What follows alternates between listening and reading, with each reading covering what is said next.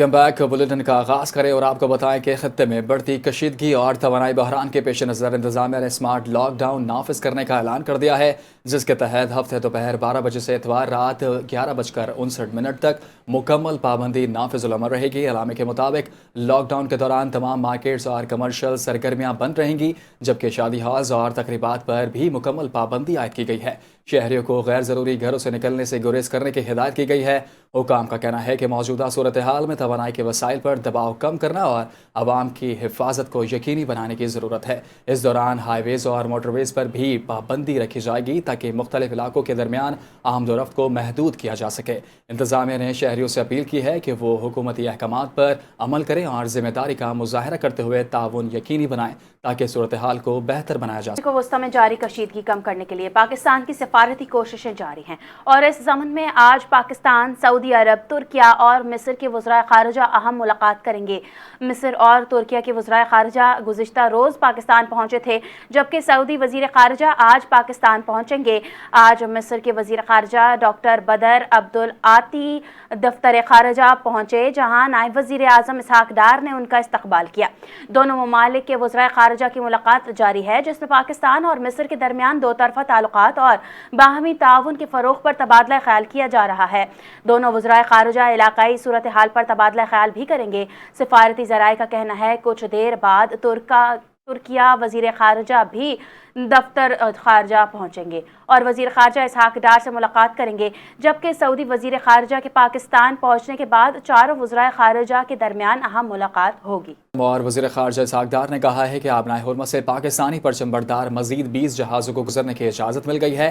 X پر جاری بیان میں اسحاق ڈار کا کہنا تھا کہ روزانہ 2 جہاز آبنائے ہرمز پر عبور کریں گے۔ اسحاق ڈار نے امریکی نائب صدر جے ڈی وینس، امریکی وزیر خارجہ مارکو روبیو، امریکی نمائندہ خصوصی اسٹیو وکٹوف اور ایرانی وزیر خارجہ عباس عراقچی کو پوسٹ میں ٹیگ کرتے ہوئے لکھا کہ ایران کا یہ اقدام خوش آئند اور تعمیری ہے، اس کی تعریف ہونی چاہیے۔ اسحاق ڈار کا کہنا تھا کہ یہ پیش رفت خطے میں امن اور استحکام کے فروغ کا پیش خیمہ ہے۔ یہ مثبت اعلان کی جانب سے ایک اہم قدم ہے جو اجتماعی کوششوں کے مضبوط کرے گا۔ ان کا مزید کہنا تھا کہ مذاکرات، سفارتکاری اور اعتماد سازی سے آگے بڑھنے کا وعدہ راستہ ہے۔ صدر ڈونلڈ ٹرمپ نے پاکستان کے نائب وزیر اعظم اور وزیر خارجہ اسحاق ڈار کی ایک اہم ٹویٹ سوشل میڈیا پر شیئر کر دی، جس کے بعد یہ معاملہ عالمی خبروں کی زینت بن گیا۔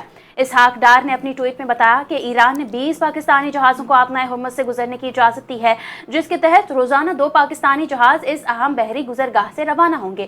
ماہرین کے مطابق یہ پیش رفت ایران اور امریکہ کے درمیان موجودہ کشیدگی کے دوران خاص اہمیت کی حامل ہے، کیونکہ آبنائے ہرمز عالمی تیل کی ترسیل کے لیے ایک کلیدی راستہ سمجھا جاتا ہے۔ حالیہ جنگی حالات کے باعث اس راستے پر سخت نگرانی اور پابندیاں عائد کی گئی تھیں، جس سے عالمی تجارت اور توانائی کی سپلائی متاثر ہو رہی ہے۔ امریکی صدر کی طرف سے اس ٹویٹ کا شیئر ہونا اور اس بات کی نشاندہی کرتا ہے کہ پاکستان خطے میں ایک اہم سفارتی کردار ادا کر رہا ہے اور ایران کے ساتھ رابطوں کو آسان بنانے میں مددگار ثابت ہو رہا ہے۔ وزیر اعظم شہباز شریف کا کہنا ہے کہ حکومتی فیصلوں کو بدولت پیٹرولیم مصنوعات کی ملکی ضرورت کے لیے مناسب مقدار موجود ہے۔ وزیر اعظم شہباز شریف کی زیر صدارت خطے کی صورتحال کے پیش نظر ایندھن کی بچت اور کفایت کے لیے جاری اقدامات کے نفاذ پر جائزہ اجلاس ہوا۔ اجلاس میں اظہار خیال کرتے ہوئے وزیر اعظم شہباز شریف کا کہنا تھا کہ حکومتی فیصلوں کی بدولت پیٹرولیم مصنوعات کی ملکی ضروریات کے لیے مناسب مقدار موجود ہے۔ حالیہ صورتحال میں عوامی ریلیف کو اولین ترجیح دی گئی، جس قدر ممکن ہو سکے گزشتہ 3 ہفتوں میں عوام کو ریلیف فراہم کیا۔ انہوں نے کہا کہ تیل کی قیمتوں کو بڑھانے کے لیے روکنے کے لیے وفاقی حکومت سے 125 ارب روپے کی خطیر رقم مختلف بچتوں اور ترقیاتی بجٹ میں کٹوتی کر کے دی گئی ہے تاکہ عوامی سطح پر کشیدگی کو براہ راست اثر پر محفوظ کیا جا سکے۔ وزیر اعظم کا کہنا تھا کہ عوام سے گزارش ہے کہ بچت مہم میں حکومت کا ساتھ دیں اور غیر ضروری سفر سے گریز کریں۔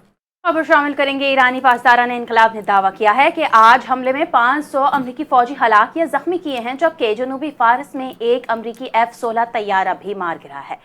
طیارہ سعودی ایئر بیس پہنچنے سے پہلے کریش ہو گیا۔ ایرانی پاسداران انقلاب کے مطابق مقبوضہ فلسطین اور خطے میں امریکی اور اسرائیلی صنعتوں پر شدید حملے کیے ہیں۔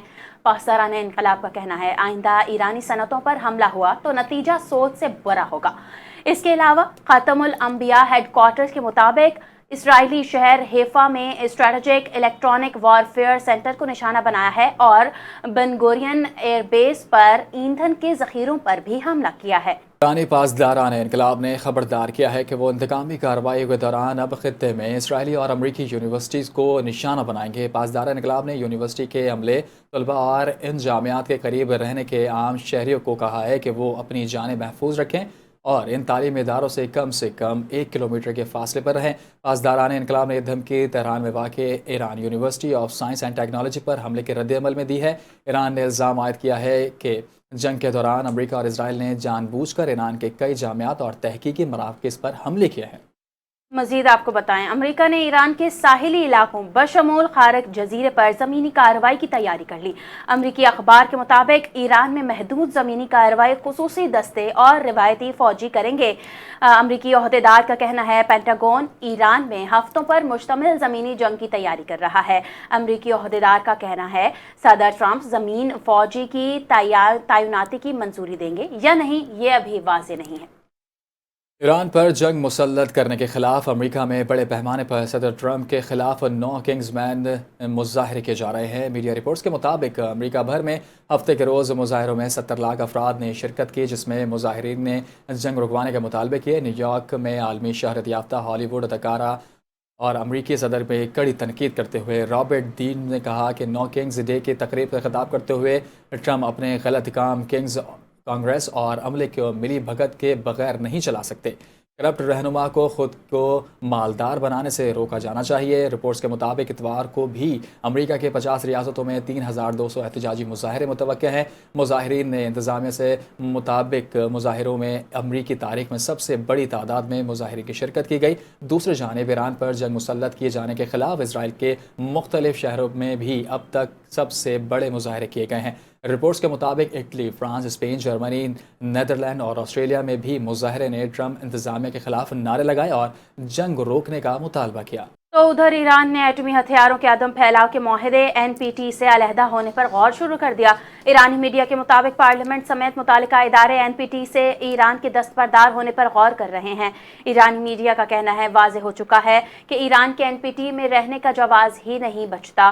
ایرانی میڈیا کے مطابق اقدام کا مقصد IAIA کے معائنہ کاروں کے بھیس میں امریکہ اور اسرائیل کو ایران کی مزید جاسوسی سے روکنا ہے۔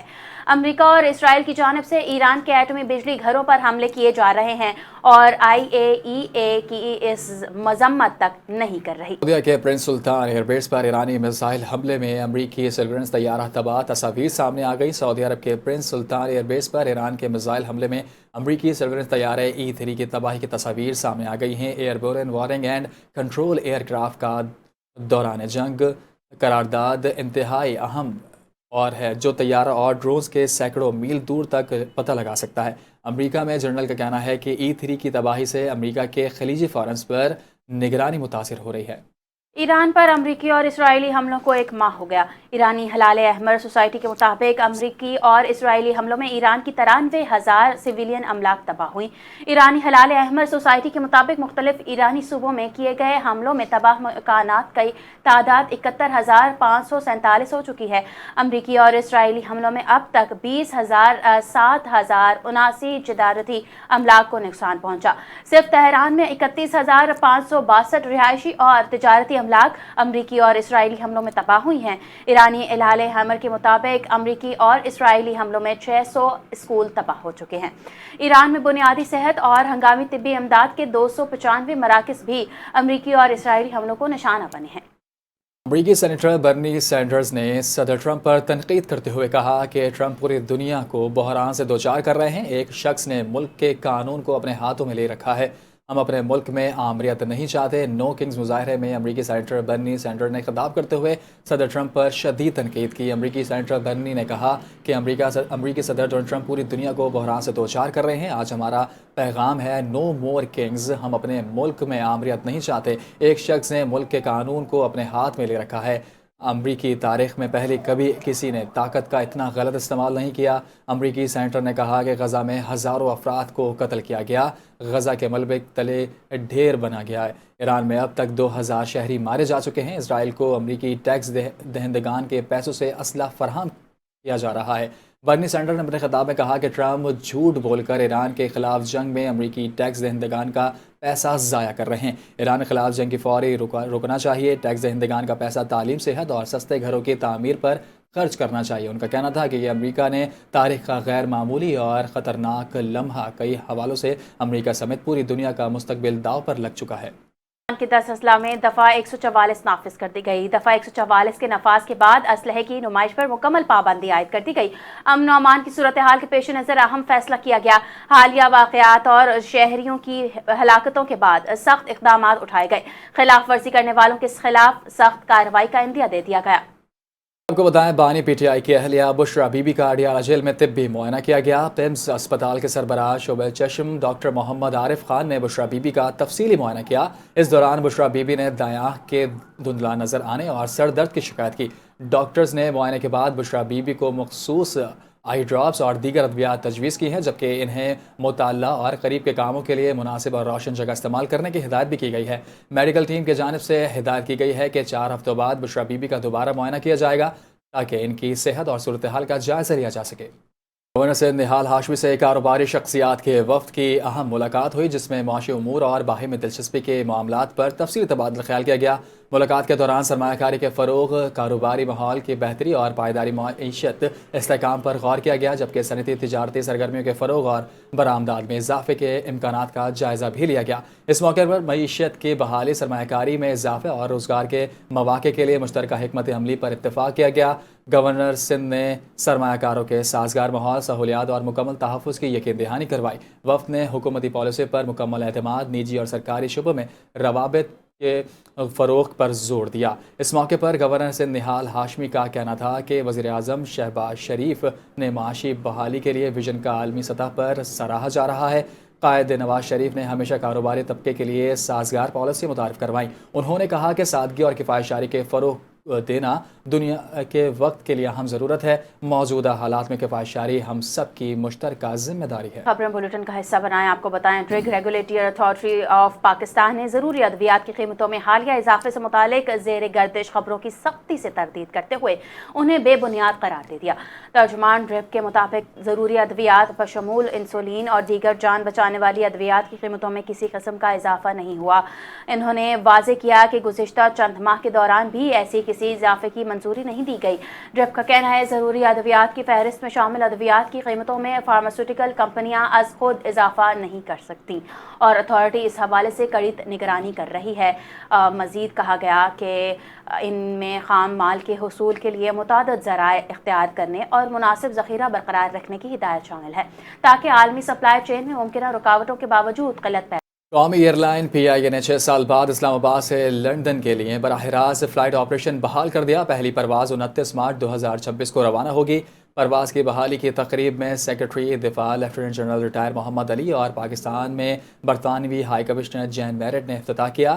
جین میرٹ نے کہا کہ لندن کے لیے پروازوں کی بحالی خوش آئند ہے اور جو جلد کراچی سے بھی پروازیں شروع ہونی چاہیے کیونکہ کئی لاکھ پاکستانی برطانیہ میں مقیم ہیں۔ انہوں نے یہ اقدام پاکستان اور برطانیہ کے درمیان بڑھتے ہوئے تعلقات کی عکاسی قرار دیا۔ سیکرٹری دفاع محمد علی نے کہا کہ یہ دن پاکستان کی ہواباز کی صنعت کے لیے اہم ہے۔ پی آئی اے اور لندن کے کئی دہائیوں کا تعلق ہے اور جو گزشتہ 6 سالوں سے معطل تھا۔ انہوں نے کہا کہ پروازوں کی بحالی سے دونوں ممالک کے درمیان تجارتی تعلقات مزید مضبوط ہوں گے اور اس میں پی آئی اے اور سول ایویشن اتھارٹی کے حکام کی کاوشوں کو قابل تحسین قرار دیا۔ سیکرٹری دفاع کا کہنا تھا کہ پروازوں کی بحالی کے لیے برطانوی ہائی کمیشن کی خصوصی دلچسپی قابل تحسین ہے۔ جین میرٹ کی کاوشوں کو پی آئی اے کے لندن پروازوں کے لیے بحال قرار دیا۔ افغانستان میں طالبان رجیم کے وزیر خارجہ مولوی امیر خان نے کہا ہے افغانستان بطور ہمسایہ ملک چاہتا ہے کہ پاکستان کے ساتھ مسائل کو بات چیت اور افہام و تفہیم کے ذریعے حل کیا جائے۔ افغان وزارت خارجہ کی جانب سے جاری بیان کے مطابق مولوی امیر خان نے متحدہ عرب امارات کے نائب وزیر اعظم اور وزیر خارجہ عبداللہ بن زائد ال نہیان کے ساتھ ٹیلی فون پر بات چیت کی۔ اعلامیہ میں کہا گیا کہ ٹیلی فونک رابطے میں 2 طرفہ تعلقات، افغانستان اور امریکہ کے درمیان مسائل، علاقائی صورتحال اور افغانستان اور پاکستان کے درمیان حالیہ پیش رفت پر تبادلہ خیال کیا گیا۔ اعلامیہ میں بتایا گیا کہ افغانی وزیر خارجہ نے امریکی قیدی کی رہائی کے معاملے میں کامیاب ثالثی پر متحدہ عرب امارات کا شکریہ ادا کیا اور بقیہ مسائل کو دو طرفہ تعلقات کے ذریعے مکمل طور پر حل کرنے پر آمادگی ظاہر کی۔ اعلامیہ کے مطابق افغانستان اور پاکستان کے درمیان صورتحال کے حوالے سے امیر خان کا کہنا تھا کہ افغانستان بطور ہمسایہ ملک چاہتا ہے کہ پاکستان کے ساتھ مسائل کو بات چیت اور افہام و تفہیم کے ذریعے حل کیا جائے اور کسی کو بھی اجازت نہیں دی جائے گی کہ افغانستان کی سرزمین کو پاکستان کے خلاف استعمال کرے۔ اس سلسلے میں سنجیدہ اقدامات بھی کیے جا چکے ہیں۔